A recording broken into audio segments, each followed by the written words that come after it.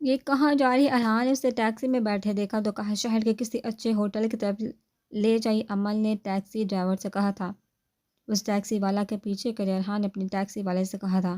Manchester کے سب سے اہم اور مہنگے ہوٹل کے سامنے ٹیکسی روکتے ہوئے اتری تھی اور اندر کی طرف بڑھی تھی۔ ہیلو، مجھے ایک روم چاہیے۔ صبح تک اس نے ریسیپشنسٹ سے کہا تھا۔ Your name ma'am? ریسیپشنسٹ نے پوچھا تھا۔ عمل ارحان کبیر ملک، اس نے بتایا تھا، پھر اپنا آئی ڈی کارڈ دکھایا۔ کچھ اور انفارمیشن دینے کے بعد اسے روم مل گیا تھا۔ عمل جہاں کیا کر رہی ہے؟ ہوٹل کی لابی میں بیٹھے حیات ملک نے اسے دیکھتے بڑبڑاتے ہوئے کہا تھا۔ وہ وہاں بیٹھ کر نیوز پیپر پڑھ رہے تھے جب ان کی نظر عمل پر پڑی تھی۔ وہ اب لفٹ کی طرف جا رہی تھی۔ ہیلو میم، ابھی میری مسز نے روم بک کروایا ہوگا، کیا آپ مجھے اس روم کے بارے میں بتا سکتی ہیں؟ وہ ڈپلیکیٹ کیز دے سکتی ہیں۔ اور ارحان نے ریسیپشنسٹ نے کہا تھا سوری سر، بٹ انہوں نے نہیں بتایا کہ ان کے ہسبینڈ بھی ان کے ساتھ رکنے والے ہیں۔ ریسیپشنسٹ نے کہا تھا ایکچولی میں باہر تھا، شی از پریگننٹ، تو ان کی طبیعت خراب ہو رہی تھی۔ میں نے اسے کہا تھا کہ اندر جا کر روم بک کروائے، میں آتا ہوں۔ ایکچولی میں ٹیکسی ڈرائیور کو پے کرا تھا۔ پھر اپنا سامان لے کر اندر آیا۔ اس نے ہنستے ہوئے دل پھینک مسکراہٹ ریسیپشنسٹ کی طرف اچھالی تھی جس سے اس کی گالوں پر پڑنے والے دونوں گڑے ابڑے تھے۔ Sir, can I see your I D card? Receptionist نے یس سر۔ ارحان نے والیٹ نکال کر اپنا آئی ڈی کارڈ ریسیپشنسٹ کی طرف بڑھایا تھا۔ ارحان کبیر ملک، اوکے گلے کی and have a wonderful night. Receptionist نے مسکراتے ہوئے کہا۔ اس کے آگے کی رکھی تھی، thanks ma'am, God bless you. Can you tell me the room number please? اس نے روم نمبر کے بارے میں پوچھا تھا۔ یس سر، اٹس 206۔ ریسیپشنسٹ نے ہنستے ہوئے بتایا تھا، اور وہ سامان لے کر اس روم کی لفٹ کی طرف بڑھا تھا اور دور بیٹھا حیات ملک کی غصے سے رگیں تلنی تھی۔ یک ناشد دو شد، یعنی آپ آہستہ آہستہ ادھر ہی ڈیرہ جمانے کے لیے پہنچ گئے تھے۔ ارحان نے عمل کو دیکھا۔ حیات ملک کی آدھی جان فنا ہوئی تھی۔ دل کیا تھا اٹھ کر جائے اور عمل کو فوراً سے پہلے شوٹ کر دے، ایسا ہی کرنے وہ والے تھے، مگر پھر جیسے ارحان کو دیکھا اپنی ساری امیدوں اور سارے پلان پر پانی پھرتا نظر، اب یہ تو طے تھا کہ وہ ان دونوں کے اس ہوٹل میں ہوتے ہوئے اپنے روم سے بھی باہر نہیں نکل سکتے۔ وہ کمرے میں آئی تھی، پھر ہینڈ بیگ اتار کر بیڈ پر پھینکا تھا۔ آنسو روانی سے بہہ رہے تھے۔ آئی ایم سوری اذہان بھائی، مگر میں ایسا نہیں کر سکتی، جو میری شکل نہیں دیکھنا چاہتے، میں ان کے ساتھ مزید اس رشتے کو نہیں نبھا سکتی۔ جانتی ہوں آپ نے ان کو زبردستی سمجھا کر یہاں بلوایا ہوگا، مگر جو اپنی محبت کی بات نہیں سمجھے وہ اپنی محبت کو خود سے دور کے، اب وہ سمجھوتے کے رشتے کے لیے ہی آئے ہوں گے۔ اور مجھے سمجھوتا نہیں چاہیے، مجھے ان کی محبت چاہیے، بے پناہ محبت جو بے لوث اور بے غرض ہو کر انہوں نے مجھے اس دن سونپی تھی۔ مگر شاید میری قسمت میں محبت ہے ہی نہیں، اس لیے تو میں سے ہر بار اپنی محبت کے آگے ذلیل اور رسوا ہو جاتی۔ پہلے سنان، پھر ارحان۔ سنان نے مجھے دیکھ کر میری محبت کا غرور مجھ سے چھینا، تو میں نے ارحان کو محبت میں باری بخش کر اس کی محبت کا غرور اس سے چھین لیا۔ بات ہوئی کہ ہوئی، دونوں طرف سے ہزار میرے ہاتھ ہی آیا۔ وہ پھوٹ پھوٹ کر رو رہی تھی۔ علیحا، تم نے کیوں بتایا اذہان بھائی کو؟ یہ تو سیکرٹ تھا نا ہمارا، میں نے تو تم سے بس یہی کہا تھا کہ تم پلیز کسی کو نہ بتانا، اور تم نے میرے کہے گی اتنی سی بھی لاج نہ رکھی۔ وہ گود میں سر کے بچوں کی طرح بلک رہی تھی۔ دوپٹہ اس کا بیڈ سے تھوڑا اوپر، باقی کا سارا نیچے لٹک رہا تھا۔ ارحان نے آہستہ سے دروازہ کھول کر قدم اندر رکھے تھے۔ اپنا بیگ دبے قدموں وہ اٹھا تھا، اندر لایا تھا اور صوفے کے پاس رکھا تھا سامنے۔ وہ دشمن جاں گٹری بنی گھٹنوں میں سر دیے ہچکیوں سے رو رہی تھی۔ ارحان نے اس کی حالت دیکھ کر نفی میں سر ہلایا تھا۔ I hate you mister Arhan Kabir, I will never forgive you, I will never forget you۔ اس نے لرزتے ٹوٹے پھوٹے الفاظ ادا کیے تھے، سر ابھی بھی گھٹنوں میں دیا ہوا تھا۔ Really you hate me؟ اس نے چہرہ پر تلخی سے مسکراہٹ سجائے سینے پر دونوں ہاتھ باندھے کہا تھا۔ عمل نے اس کی آواز سے ان کا چہرہ اٹھایا تو سامنے کھڑے ارحان کو بے یقینی کے ساتھ دیکھا تھا، جو سینے پر ہاتھ باندھے اپنی پوری مردانہ وجاہت کے ساتھ کھڑا اپنے ہلکے سے ڈمپل چوک کروا تھا۔ اس کی عادت سے زیادہ ہنسی ہلا گیا تھا۔ ارحان وہ جھٹکے سے بیڈ سے اٹھے تھی، بے یقینی سے ارحان کو دیکھا تھا، پھر اپنا ہینڈ بیگ بیڈ سے اٹھاتے اور باہر جانے کے لیے قدم باہر کی طرف بڑھائے تھے۔ انہیں ہڑبڑی میں دوپٹہ بھی نہیں لیا تھا، بس وہ وہاں سے خود کو غائب کر دینا چاہتی تھی۔ اس کے پاس سے گزرتی وہ روم سے باہر جانے کے لیے اگلا قدم آگے بڑھانے والی تھی، جب ارحان نے کھینچ کر اپنی طرف کیا تھا اور وہ کسی کٹی شاہ کی طرح اس کے سینے سے آ لگی تھی۔ ارحان کی اس اچانک لمس نے اس نے اپنی آنکھیں شدت سے بند کی، جبکہ جسم کانپنے لگا تھا۔ کدھر جا رہی تھی؟ ہاں، اس نے غصے سے کہا تھا۔ چھوڑی مجھے، کھیت مینا، آپ کو میری شکل نہیں دیکھنی نا؟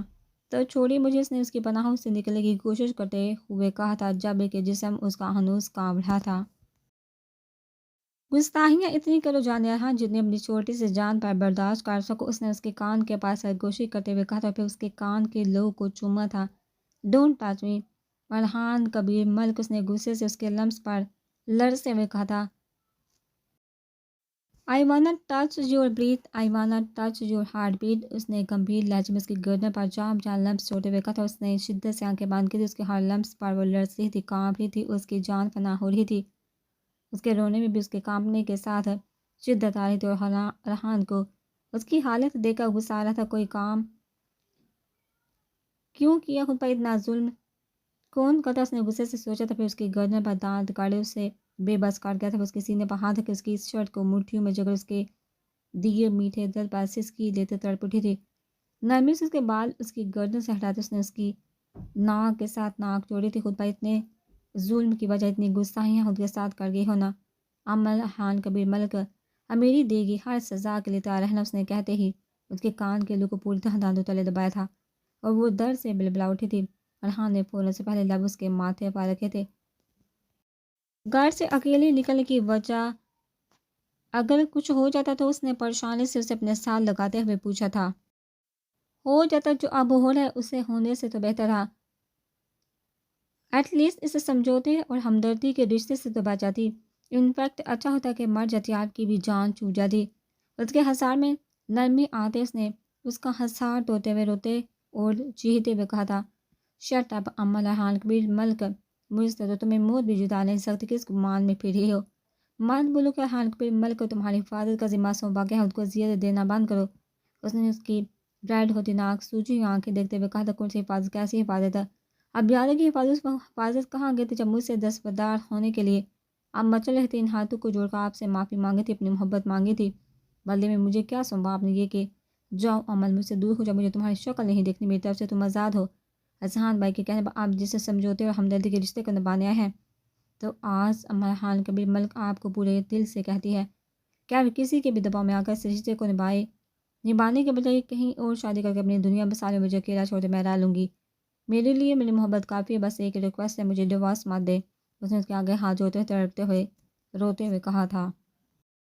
ارحان نے سامنے کھڑی لڑکی کو دیکھا تھا جو اذیت کی انتہا پر تھی، بلیک فراک پہنے، گلے چہرے سے رخناک سورہ لب، لرزی نام پلکے ہلکورے لیتا جسم، چہرے اور گردن پر آنسو بہنے کی وجہ سے گردن گیلی اور چہرے پر چپکی ہوئی تھی، کچھ لڑتا جسم اس بات کے داستان سنا رہا تھا کہ وہ کس قدر اس کے عشق میں فنا ہوئی اذیتوں کی حدود کو چھو رہی ہے۔ وہ صدقے والی گیا تھا، اپنی محبت کے کس نے کہا سمجھوتے کا رشتہ نبھانے آیا ہوں میں؟ اس نے ہاتھ بڑھا کر اس کی پشت کو سینے سے لگایا تھا، پیچھے سے فراق کی ڈوری کو مضبوطی سے پکڑ کر پوری قوت کے ساتھ کھینچ کر توڑ کر دور پھینکا تھا، بال ہٹا کر دوسرے کندھے پر ڈالنے سے اس کے کانپنے میں مزید تیزی آئی تھی۔ جان تو تب فنا ہوئی جب فراق کی زپ کھلتی ہوئی محسوس ہوئی۔ ارحان، اس نے خشک حل کے ساتھ پوچھا تھا۔ میں نے کچھ پوچھا ہے بیگم؟ اس نے اپنی پکڑ مضبوط کرتے ہوئے کہا تھا۔ چھوڑی ارحان، کمر پر رینگتے اس کا ہاتھ اور جام جات سفر کرتے لب، اس کی جان ہلکان ہلتی، شدت سے ٹانگیں کام رہی تھی۔ کچھ پوچھا ہونا؟ اس نے فراق کو کندھوں سے نیچے سرکاتے ہوئے کہا تھا، اور اب اس کا ہاتھ اس کی گردن سے ذرا نیچے رینگنے لگا تھا۔ اس نے شدت سے روتے ہوئے پلٹتے ہی خود کو اس کی پناہوں میں چھپایا تھا، اس کے سینے میں منہ چھپا کر بلکتے ہوئے رونے لگی تھی۔ بس ختم ہوگی برداشت؟ اس نے اس کی کمر پر ہاتھ باندھتے ہوئے گھیرا، مزید تنگ کرتے ہوئے کہا تھا۔ میری جان، گستاخیاں اتنی کیا کرو کہ جتنی میری شدت برداشت کر سکو، کہ پھر مجھ سے بچنے کے لیے میرے ہی سینے میں منہ چھپانا نہ پڑے۔ اس نے اس کی گیلے آنسو سے تر گردن پر اپنے دہکتے لب رکھتے ہوئے کہا تھا، کیا چاہتے آپ؟ کیا ہوں میں آپ کے لیے؟ ہر بار میری غلطی کی سزا اتنی بڑی کیوں دیتے مجھے؟ ہر بار مجھے خود سے جدا کرنے کا فرمان کیوں سناتے؟ ہر بار میرے ہاتھ میں مجھے آزاد کرنے کا پروانہ کیوں تھما دیتے؟ اس نے اس کے نرم گرم لمس سے بے حال ہوتے ہوئے کہا تھا، ہر بار تم غلطیاں کیوں کرتی ہو؟ ہر بار میرے اعتبار کو کیوں توڑتی ہو؟ تمہیں خود سے دور کروں تو مر نہ جاؤں؟ تمہاری ان اسٹوپڈ حرکتوں پر تمہیں اگر احساس نہ دلاؤں تو کیا کروں؟ کس نے کہا کہ تم کو ہمیشہ کے لیے دور کر رہا تھا؟ میں تو بس کچھ نہیں، تمہیں خود سے دور کر کے یہ احساس دلانا چاہتا تھا کہ زندگی میں ہر رشتے کی اہمیت دینی چاہیے، کوئی سگا کوئی پرایا نہیں ہوتا، رشتہ رشتہ ہوتا ہے میری جان۔ اس کی کمر سہلاتے اس کے بالوں پر لب رکھتے ہوئے کہا تھا، عمر عمل میری لائف میں اگر بائی امپورٹنٹ ہے تو تم بھی امپورٹنٹ ہو، ہر رشتہ میری لائف میں خاص مقام رکھتا ہے۔ اچھا چلو یہ بتاؤ، اگر رشتہ کی کو کچھ ہو رہا اور بائی نے مجھے بتانے سے منع کیا اور اس کی زندگی کا سوال ہو تو میں بائی کا وعدہ توڑ کر اسے زندگی کی طرف لاؤں گا، کیونکہ کسی کی زندگی کسی بھی وعدے سے بڑھ کر نہیں ہوتی میری جان۔ ہر بات کا، ہر مسئلے کا کوئی نہ کوئی حل ہوتا ہے۔ میں تمہارا لباس ہوں، تمہارا روح من، تمہارا اندر مجھ سے شیئر تو کرتی اپنا دکھ، اپنا ڈر، ہم مل کر کوئی حل نکال لیتے۔ کیا تم نے کبھی مجھے اپنے معاملے میں ساتھ پایا؟ میں نے تو ہر لمحہ تمہاری خوشی دیکھی۔ ہاں میں مانتا ہوں میں نے غلطیاں کی ہیں، مگر ہدایت بھی تو پھر انہیں ملی، ان کے حصے میں زار آئی۔ انہیں نرمی سے پیار سے اس کی کمر کے سلہاتے اسے خود میں بینتے ہوئے کہا تھا، وہ اس کے ہر لفظ پر ایمان لاتی، بے آواز آنسو سے روتی۔ جانا میں یہ بھی مانتا ہوں کہ میں نے زبردستی نکاح کیا، پر میں بھی تو دل کے ہاتھوں مجبور تھا۔ اس کے بعد کبھی کوئی ظلم کیا اپنی ریڈ چلی پر؟ ہر بار تم نے ہی اس دل پر ظلم کے پہاڑ توڑے، اس دل پر نشتر چلاتے ہوئے اپنی ظلمیت کیے۔ اس نے آہت میں شری لہجے میں اپناتے اس کو پورے زور سے خود میں بھیجا تھا۔ اس کی سسکی نکلی تھی، نہیں سسوری۔ اس نے اس کی گرد گرا نرم کرتے ہوئے کہا تھا، کوئی کسی خوشی میں سوری آپ کو بولنا چاہیے۔ اس بڑی دنیا میں میرا ہاتھ جوڑ کر مجھے دور بھیجنے پر اس نے نم آنکھوں کو اٹھا کر کہا تھا، اچھا ٹھیک ہے، مگر میں سوری اپنے اسٹائل میں بولوں گا۔ اس نے اس کے سرخ لبوں پر نگاہیں جماتے ہوئے کہا تھا، ہیٹ یور ہان۔ اس نے اس کے نرم حصار سے نکلتے ہوئے کہا تھا، اس سے دور ہونے کے لیے پیچھے کو قدم بڑھائے تھے۔ نو بگ، پتہ بھی ہے اس دن کے ہماری آج تک نسوں میں چبھن بن کر دوڑ رہی ہے۔ اتنے دنوں کا نشہ آپ کے اندر نہ اونڈیلا تو زہر بن کر نسوں میں دوڑتے ہون کو لرزا جائے گا۔ اس نے گمبھیر لہجے میں کہتے اس کے کمر میں ہاتھ ڈال کر اپنے ساتھ ساتھ اسے بیڈ پر گرا تھا اور پھر اس کے اوپر جھک کر اس کی کانپتی ٹانگوں پر اپنی ٹانگیں رکھ کر اس کے چہرے پر جھک کر اس کے چہرے کے ہر نقش پر اپنا لمس چھوڑنے لگا تھا، اور وہ اس کے سانسوں کے تپش، اس کے دہکتے لمس، اس کی کلبے پر آنکھیں باندھ کے لرز رہی تھی۔ ارحان اس کے سینے میں ہاتھ رکھ کے تھر تھراتے لبوں سے اس نے اسے ہوش میں لانا چاہا تھا۔ Don't say it baby, just feel the movement, just feel my breath, just feel my touch. اس نے دہکتے لب اس کے نرم نازک گلابوں کی مکھڑی جیسے ہونٹ پر رکھتے ہوئے کہا تھا، ہاتھوں میں اپنے ہاتھ الجھائے وہ اس کے ہوش اڑا رہا تھا اور منٹوں میں اسے بے حال کر گیا تھا۔ وہ بند آنکھوں سے اس کی شدتوں پر بے حال ہو رہی تھی۔ ارحان تھک گئے ہوں گے، فریش ہو جائیے، آپ کچھ کھا تو لے۔ کانوں سے فراق کھسکتی اس کے ہاتھوں تک آئی اور گردن سے نیچے سفر کرتے لبوں کے لمس سے بے حال ہوتے اس نے بڑی مشکل سے کامتے ہوئے لفظ ادا کیا تھا، تھاگے ہوں تو تھکاوٹ دور کر تو رہا ہوں، فریش بھی تم میں کھو کر ہو جاؤں گا۔ اس نے اس کی تھوڑی پر لب رکھتے ہوئے کہا تھا۔